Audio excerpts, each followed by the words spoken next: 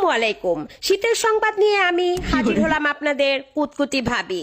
প্রথমেই রয়েছে বিবাহিত পুরুষদের জন্য সরকারের পক্ষ থেকে সতর্ক বার্তা। অতিরিক্ত ঠান্ডা তীব্রতার কারণে ঘরের বউকে সকাল 10টার আগে ঘুম থেকে জাগানো যাবে না। 10টার পর দুপুর 2টার মধ্যে বউকে গুড মর্নিং বলে আলতোভাবে ঘুম ভাঙাতে হবে। এর আগে যদি কম্বল টানাটানি করে বা পানি ঢেলে বউয়ের ঘুম ভাঙানোর চেষ্টা করা হয়, সন্ত্রাসী স্বামী হিসেবে মামলা দায়ের হবে। এবার দ্বিতীয় সতর্ক বার্তা, বউয়ের কম্বলের ভিতরে ঢুকে যখন তখন অহেতুক নড়াচড়া করা যাবে না, তাহলে শারীরিক টর্চারের মামলা দায়ের করা হবে।